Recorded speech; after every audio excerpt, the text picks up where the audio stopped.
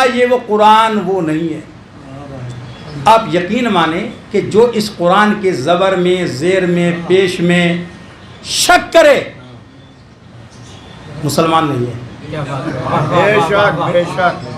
سبحان اللہ. برادری میں ہو سکتا ہے، سادات میں رہ سکتا ہے، مسلمان نہیں ہے. ہمارا مکمل یقین ہے کہ یہ وہ قرآن ہے کہ جو پیغمبر پہ نازل ہوا ہے. اور اگر آپ کو اس قرآن پہ اعتبار نہیں ہے تو پھر بھئی نماز کون سے قرآن سے پڑھ رہے ہو، روزے کون سے قرآن سے رکھ رہے ہو، حج کون سے قرآن سے کر رہے ہو، زکوٰۃ کون سے قرآن سے دے رہے ہو، خمس کون سے قرآن سے دے رہے ہو، وہ کون سا قرآن ہے بھائی؟ نہیں جی ہمارا تو امام زمانہ کے پاس ہے. عقل کے اندر وہ تفسیر اور تعویل کے ساتھ ہے. اس قرآن میں اور اس قرآن میں کوئی بھی فرق نہیں ہے، صرف تفسیر کا فرق ہے. اس میں بنو امیہ نے تفسیر اپنی گھسا دی، بنو عباس نے تفسیر گھسا دی، بنی ہاشم کی بھی ہے، لیکن ایسا نہیں ہے کہ یہ قرآن الگ ہو اور وہ قرآن جو ہے وہ الگ ہو. تمہیں قرآن کی بڑی فکر ہے، حضرت علی کو اپنے زمانے مبارک میں تو قرآن کی فکر نہیں ہوئی. تم کیا وسیم رضوی کے ساتھیوں میں ہو جو تمہیں قرآن بدلنے کی فکر ہو گئی اور تم یہ بھی کہنے لگے کہ یہ وہ قرآن نہیں ہے. یہی بات تو وسیم رضوی بھی کہہ رہا ہے کہ یہ وہ قرآن نہیں ہے، اور یہی بات تم بھی کہہ رہے ہو. دونوں ایک ہی آدمی بات کہہ رہے ہیں، تو پھر قرآن میں اور اس میں فرق کیا ہو؟ کل ایک اور بات پہ بحث چلی تھی، کسی بچے نے مجھے کلپ بھیجی کہ جب تک خلیفۃ بلا فصل نہ کہیں امیر المومنین کہنے کا کوئی فائدہ نہیں. مجھے بتائے گا پورا مجمع کہ امیر المومنین پہلے ہے یا خلافت البلا فصل پہلے ہے؟ پہلے کیا ہے؟ یہ خلافت بلا فضل تو ابو بکر عمر عثمان کے مقابل میں ہم کہتے ہیں. اور یہ کہہ رہے کہ امیر المومنین تو معاویہ بھی تھا، تو تمہارا امیر المومنین ہوگا معاویہ. ہمارا امیر المومنین معاویہ نہیں ہے، ہمارے امیر المومنین علی ابن ابی طالب ہے. اور پیغمبر نے حدیث میں ارشاد فرمایا کہ جو علی کے علاوہ اپنے آپ کو امیر المومنین کہے اس میں لوٹی کی صفت پائی جائے گی، یعنی لونے باز ہوگا وہ. صلوات پڑھے بر محمد و آل محمد.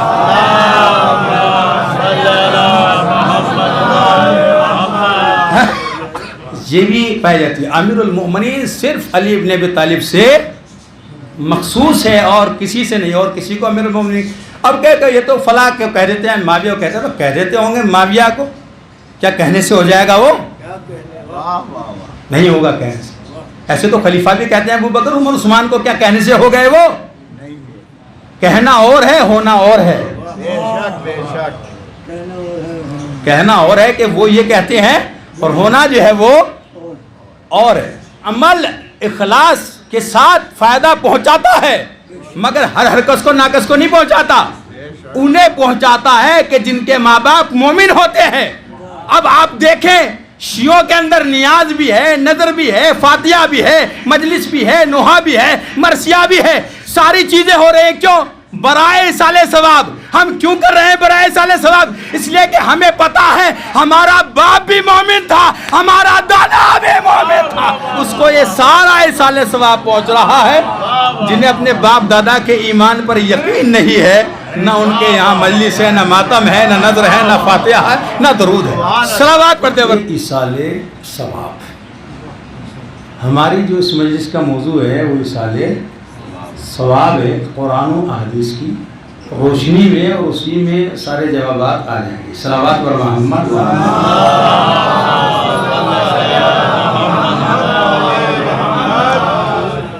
یہ آیہ کریمہ سورہ نجم سے تعلق رکھتی ہے کہ جس میں خداوند کریم و حکیم ایک اصول جو ہے وہ بیان فرما رہا ہے. اور وہ اصول یہ ہے کہ ان لا تزر وازرۃ وزر اخری، کہ کوئی کسی کے گناہ کا بوجھ نہیں اٹھائے گا. جو بھی آدمی گناہ انجام دے گا وہ خود اپنے گناہ کا ذمہ دار ہے. بے شک ایسا نہیں ہو سکتا کہ گناہ تو میں کروں اور آپ اس کا بوجھ اٹھائیں، یا آپ گناہ کریں اور میں اس کا بوجھ اٹھاؤں. وَأَن لَيْسَ لِلْإِنسَانِ إِلَّا مَا سَعَى. اللہ کہہ رہے ہر انسان کے لیے وہ ہے کہ جو اس نے کوشش کی ہے. ہوا یہ تھا کہ لوگوں میں ایک غلط رسم اور ایک غلط سمت اور غلط فکر جو ہے لوگوں کے اندر جاری ہو گئی تھی، اور وہ جاری یہ تھی کہ میرے گناہوں کا جو بوجھ ہے وہ دوسرا آدمی اٹھا سکتا ہے. زمانے جہالت میں جب آدمی گناہ انجام دیتا تھا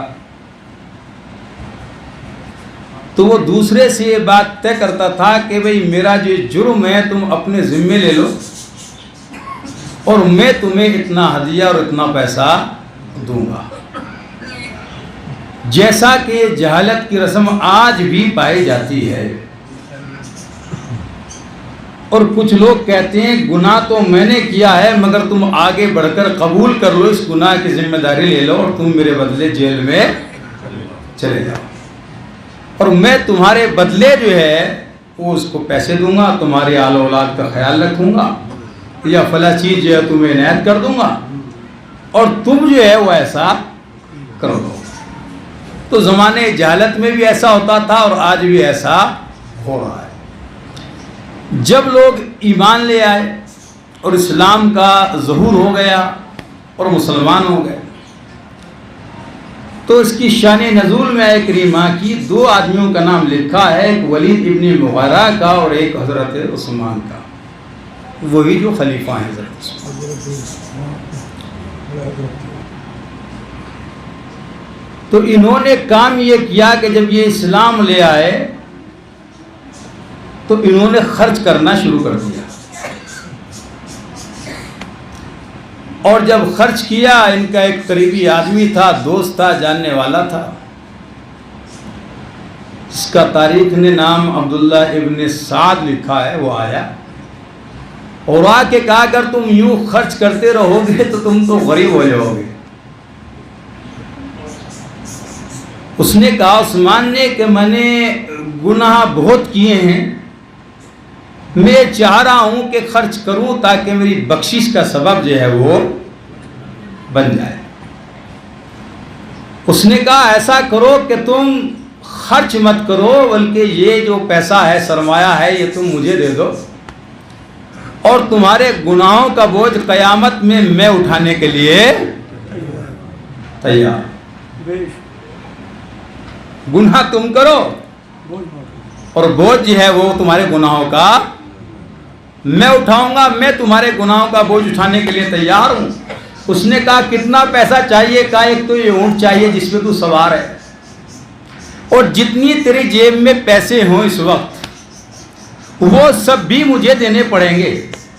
اب زمانے جاہلیت میں تو ایسا چل ہی رہا تھا، تو اس نے سوچا اس سے بڑھیا کیا ہے، جنت مل جائے گی اور کچھ بھی گناہ کروں میرے گناہوں کا بوجھ اٹھانے کے لیے تو یہ دوسرا آدمی تیار ہے. لہذا اس نے اونٹ بھی دے دیا اور نذرانہ بھی دے دیا.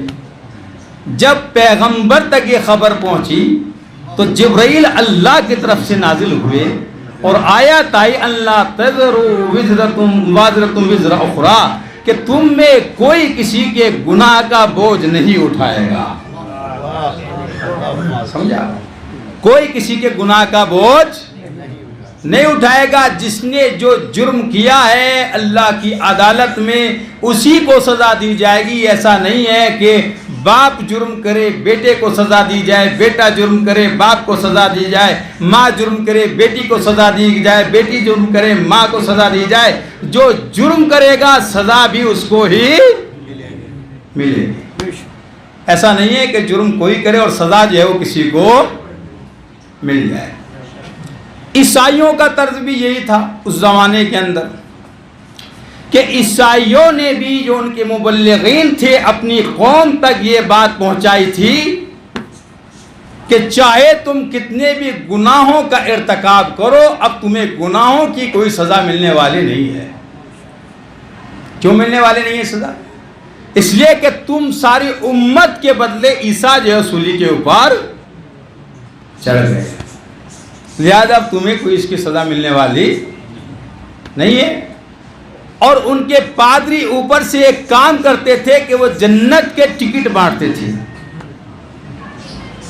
کہ تمہارے گناہ معاف ہو جائیں گے اور تمہارے گناہ ختم ہو جائیں گے، تمہیں جنت نصیب ہو جائے گی، لیکن شرط یہ ہے کہ اتنا نذرانہ تمہیں اس ٹرسٹ کو دینا پڑے گا، 5 لاکھ 4 لاکھ 10 لاکھ،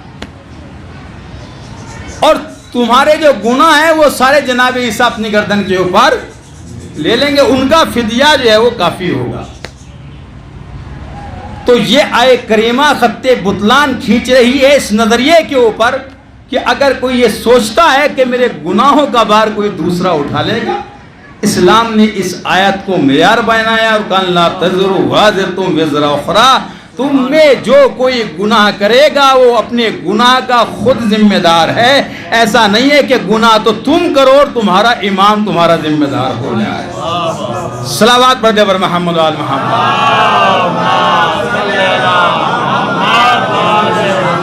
دیکھیں صلوات جو ہے وہ ایک باواز بلند پڑھیں مومنین۔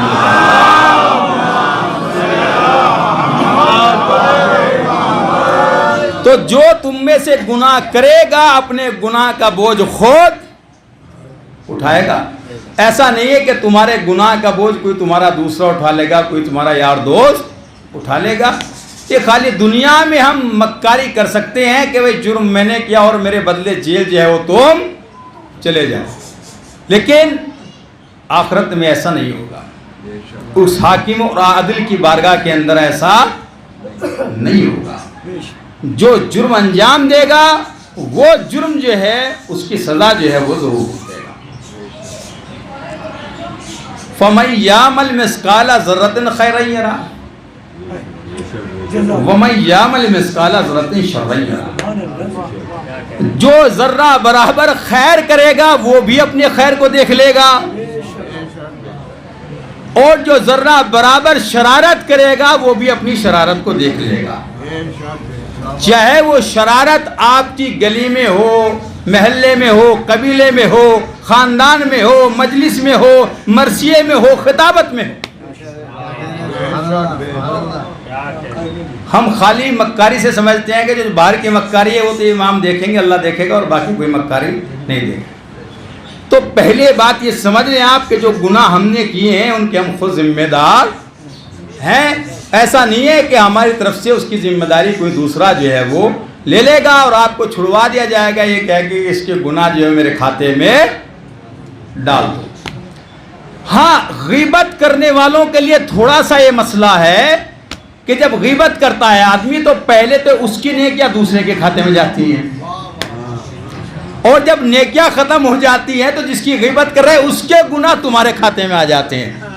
صلوات پڑھیں پر محمد وآل محمد۔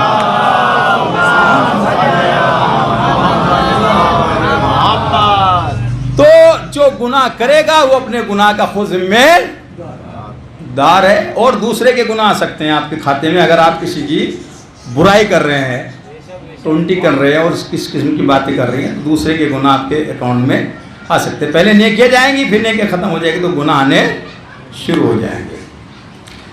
تو پہلا جو پیغام ہے وہ یہ ہے کہ گناہ میں کوئی کسی کا ذمہ دار نہیں ہے، لیکن کسی کے گناہ تو کسی کو نہیں پہنچیں گے، لیکن کیا کسی کی نیکیاں کسی کو پہنچ سکتی ہیں؟ اب دوسری پلٹی میں نے بات، بھائی گناہ تو کسی کے اکاؤنٹ میں نہیں جائیں گے، کھاتے میں نہیں جائیں گے، لیکن کیا نیکیاں پہنچ سکتی ہیں؟ ہاں سرکار، قرآن ہمیں بتاتا ہے کہ دوسرے کی نیکیاں آپ کے کھاتے میں آ سکتی ہیں، اور قرآن حکیم اس کے اوپر گواہ ہے۔ عالم اسلام میں 2 طریقے کے نظریے پائے جاتے ہیں۔ پہلا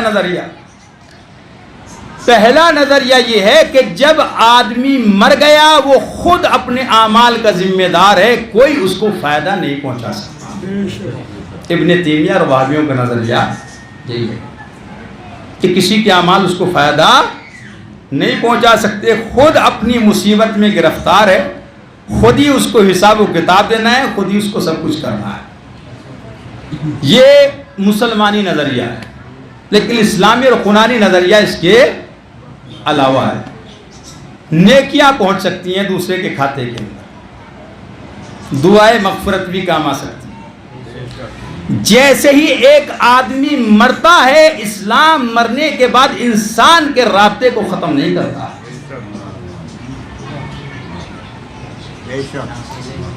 جیسے مرنے کے بعد بھی، جیسے آدمی جب دنیا میں آتا ہے تو آنے کے بعد فوراً کچھ چیزیں ہیں کہ جو دوسروں کے اوپر واجب ہو جاتی ہیں، ماں باپ کے اوپر واجب کر دیا جاتا ہے، اس کی پرورش، اس کا نام رکھنا، قرآن حکیم کی تعلیم دینا۔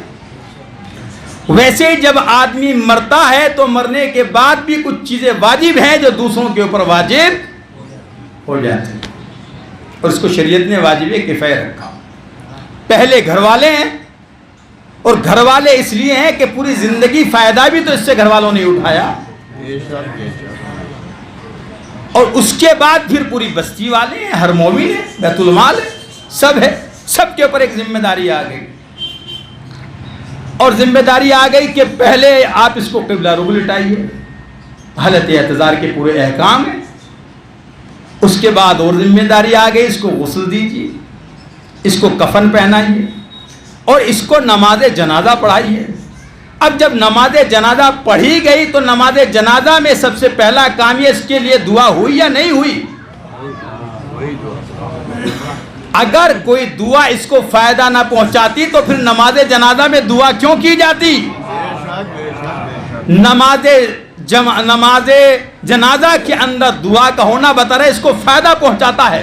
روایت میں یہاں تک ہے کہ اگر کسی کی 40 مومن گواہی دے دے یا 100 آدمی نماز پڑھ لے تو اس کے تمام گناہ صغیرہ و کبیرہ بخشی جاتی ہیں۔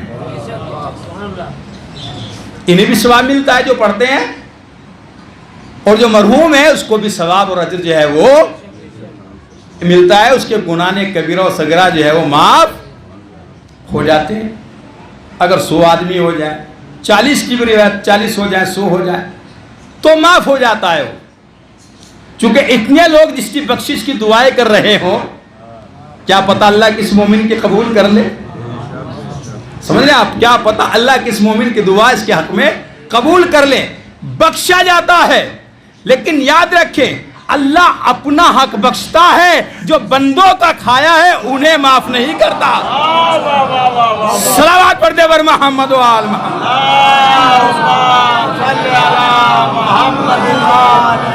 آوازیں بلند پڑھیں، صلوات بر محمد و آل محمد۔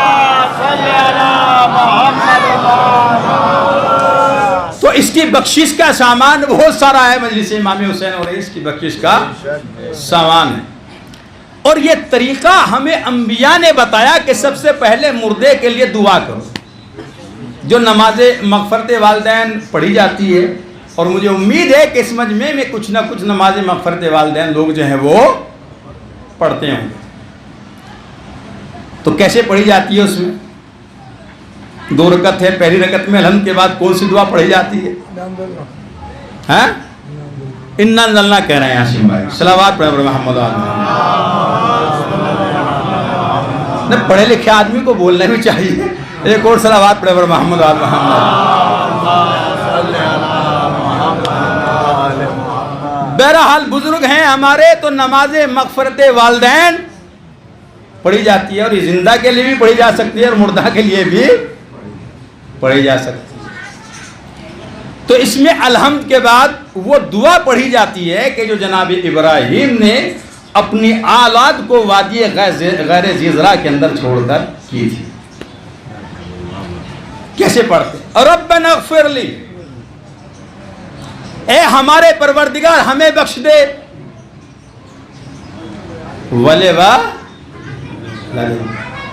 اور میرے ماں اور باپ کو بخش دے، ولیل مؤمنین، توجہ فرمائیں آپ اس بات کی، للمؤمنین، مؤمنین کو بخش دے۔ تو جناب ابراہیم نے کیا صرف اپنے زمانے کے مومنوں کے لیے دعا کی تھی، یا قیامت تک کے ہر آنے والے مومن کے لیے دعا کی تھی؟ یوم یقوم الحساب، قیامت تک کے ہر مومن کے لیے دعا کی تھی. اگر ان زندہ لوگوں کے اعمال مردہ لوگوں کو فائدہ نہ پہنچاتے تو پھر ابراہیم دعا کیوں کر رہے تھے؟ ابراہیم کا دعا کرنا بتا رہا ہے کہ زندہ لوگوں کے نیک اعمال مردہ لوگوں کو فائدہ پہنچاتے ہیں. جناب نوح کی دعا، رب اغفر لی ولولدی ولمن دخل بیتی مؤمنا وللمؤمنین والمؤمنات. انہوں نے بھی جناب نوح نے کہا کہ پروردگار مجھے بخش دے، میرے ماں اور باپ کو بخش دے، اور جو مومن میرے گھر میں داخل ہو جائے اسے بخش دے، اور سب مومنین اور مومنات کو بخش دے. تو اگر زندہ لوگوں کے نیک اعمال مردہ لوگوں کو فائدہ نہ پہنچاتے، جو وہابیوں کے نظریے مر گیا تو مردود، نہ فاتحہ نہ پہنچاتے، تو پھر یہ جناب نوح دعا کیوں کرتے؟ جناب ابراہیم کی دعا اور جناب نوح کی دعا. پھر ہمیں جب والدین کے حوالے سے قرآن حکیم نے بات کی تو ابھی ہمیں بھی دعا کرنے کا حکم دیا. وَقَضَى رَبُّكَ أَن لَّا تَعْبُدُوا إِلَّا إِيَّاهُ وَبِالْوَالِدَيْنِ إِحْسَانًا. صاحبان ایمان، اللہ کا کسی کو شریک قرار نہ دینا، ماں اور باپ کے ساتھ احسان کرنا. اِمَّا يَبْلُغَنَّ عِندَكَ الْكِبَرَ أَحَدُهُمَا أَوْ كِلَيْهِمَا فَلَا تَقُل لَّهُمَا أُفٍّ. اور اگر تمہارے ماں باپ میں سے ایک بوڑھا ہو جائے یا دونوں بوڑھے ہو جائیں تو دیکھو ان کے سامنے اف تک ولا تنہرہما، انہیں جھڑکنا نہیں. وَقُلْ لَهُمَا قَوْلًا كَرِيمًا، اور جب کبھی اپنی طرف سے ابتدائی کلام کرنا تو نرم لہجے میں کرنا. پھر وَاخْفِضْ لَهُمَا جُنَّ مِنَ الرَّحْمِ، اور دیکھو جب ان کے سامنے جانا تو اس طریقے سے جانا کہ اپنے شانوں کو جھکائے. پھر ایک بات کہی قرآن نے، وَقُلْ رَبِّ ارْحَمْهُمَا كَمَا رَبَّيَانِي صَغِيرًا، اور یہ کہنا کہ پروردگار جیسے انہوں نے بچپنے میں مجھ پر رحم کیا تو ان کے بڑھاپے میں ان کے اوپر رحم فرما. تو اللہ نے حکم دیا مومنوں کو کہ دعا کریں. کس کے لیے دعا کریں؟ ماں اور باپ کے. تو اگر زندہ لوگوں کے نیک اعمال مردہ لوگوں کو فائدہ نہ پہنچاتے تو پھر قرآن ماں باپ کے لیے دعا کا حکم کیوں دیتا؟ صلوات پڑھیں پر محمد آل محمد.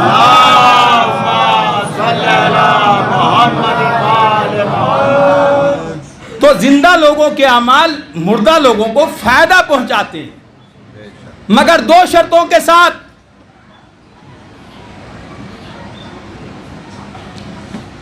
پہلی شرط یہ ہے کہ جو آپ نے عمل کیا وہ اس لائق بھی ہے نہیں کہ اس پہ ثواب آپ کو مل جائے.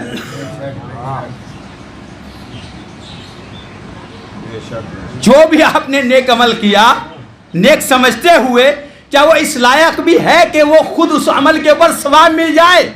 اس لیے کہ جب تک اس پر ثواب نہیں ملے گا نہ وہ آپ کو فائدہ پہنچائے گا نہ مرنے والے کو فائدہ پہنچائے گا. تو اس کے لیے کیا ہونا ضروری ہے تاکہ اس کے اوپر ثواب مل جائے؟ اس عمل کا اخلاص کے ساتھ واقع ہونا ضروری ہے. اگر آپ کے عمل میں اخلاص نہیں ہے، ریاکاری ہے، تو چاہے جتنا بڑا عمل کر لو آپ کا عمل قبول. چونکہ قرآن نے کہا انما یتقبل اللہ من المتقین. اللہ نے کہا وَاتْلُ عَلَيْهِمْ نَبَأَ ابْنَ آدَمَ بِالْحَقِّ إِذْ قَرَّبَ قُرْبَانًا فَتُقَبَّلَ مِنْ أَحَدِهِمَا وَلَمْ يُتَقَبَّلْ مِنَ الْآخَرِ.